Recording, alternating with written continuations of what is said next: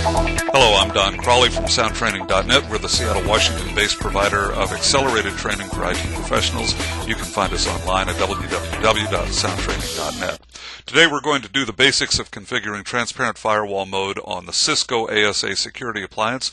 Our demo firewall is a 5505, but the concept should apply regardless of whether you're using a 5505 or a 5510, 20, 40, or 50. So here we go.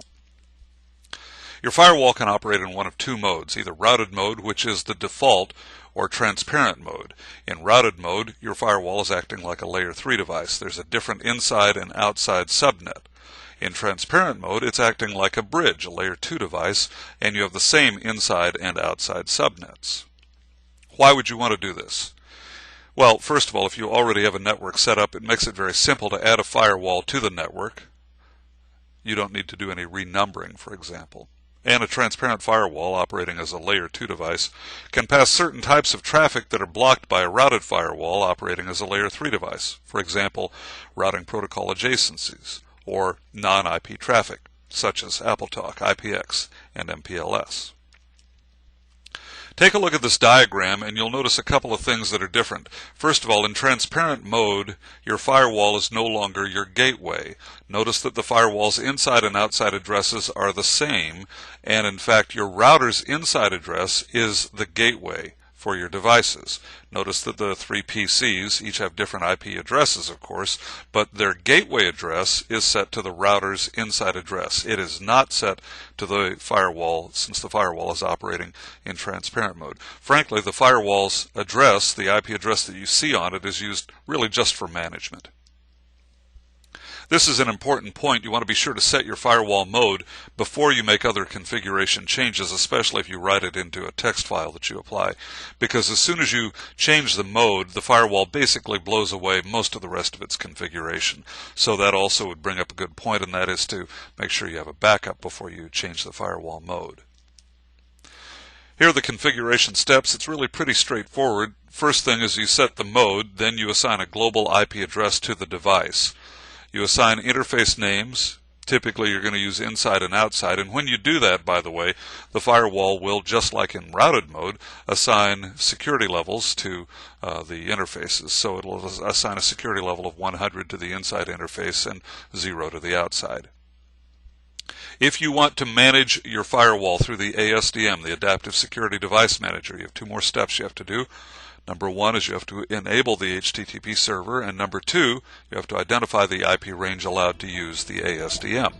So that's much like what you have to do on a firewall in routed mode. So let's go ahead and configure the ASA in transparent mode. I'm going to use PuTTY to do the configuration in the command line. If you're not using PuTTY, strongly recommend it. It's free and it's a great tool. First thing we need to do is go into configuration mode. So config T, now we're in configuration mode. And let's actually change the mode of the firewall. So we'll use the command firewall transparent. It'll take a moment to switch over. And now we're in transparent mode. And we can view the mode by using the command show firewall. Notice that it says, as we expected, we're in transparent mode. Now, first thing we need to do is assign a global IP address to the device. Remember that we're going to have an inside and outside interface, but we'll only have one IP address on the device, because basically the device is not an IP device, it's really a layer 2 device. This is just for management. So IP address 192.168.1.6. Notice that we don't have to use a subnet explicitly because we're just using a standard Class C 24-bit mask. Now we need to go in and configure the interfaces. So let's first go to interface E0/0 and let's assign it to VLAN 1, VLAN 2 actually. Switch port, access, VLAN 2. If you're using a 5510, 20, 40, or 50, you're not going to need to worry about this, but on the 5505 with the built-in switch, we have to assign it to VLANs. And let's make sure and turn it on, so no shut. Then interface E0/1, switch port, access, VLAN 1, and no shut. Now let's name the interfaces. So interface VLAN 2, name if outside. Oops. It's supposed to know what I meant.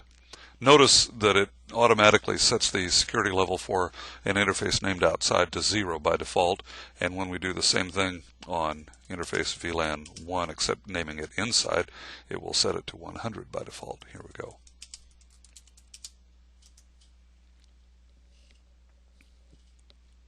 And we're almost done. Actually, we're done with configuring the firewall in transparent mode, but if you want to manage it from the ASDM, there's 2 more steps you have to do. And the first one is you have to enable the HTTP servers, so let's do HTTP server enable. It's a little confusing because it really is an HTTPS server. I mean, if you really want to get technical about it, but the command is HTTP. And then same thing for identifying the subnets that are allowed to access the ASDM, and this is just like on the routed mode on the firewall, HTTP 192.168.1.0. Do have to put in the mask here. And you also have to explicitly identify the interface to which management hosts are connected. And now we're done with the configuration of the command line. Let's open up the ASDM and take a look at that. In my browser window, I entered HTTPS 192.168.1.6, which you'll recall is the address that we configured on the firewall when we were setting it up in transparent mode, and it opens up. The main thing I want you to notice here in the device information is that the firewall mode is now set to transparent. No great surprise there, but that's where you can see it. With the ASDM open, now we can do other configuration changes. We can also do monitoring and logging, just as though we were in routed mode. Thanks for watching this soundtraining.net Fast Learn video. You'll find additional videos, how-to guides, and information about our accelerated training programs for IT pros online at www.soundtraining.net. Training options include Cisco routers, Cisco ASA security appliances, Linux, the Apache web server, networking fundamentals, network security, and workplace skills for IT people, including customer service training, time and task management training, and IT project management training. Our 1- and 2-day workshops are designed to deliver maximum learning with minimal time away from work. Visit us online for details at www.soundtraining.net. For soundtraining.net, from Seattle, Washington, I'm Don Crawley. See you next time.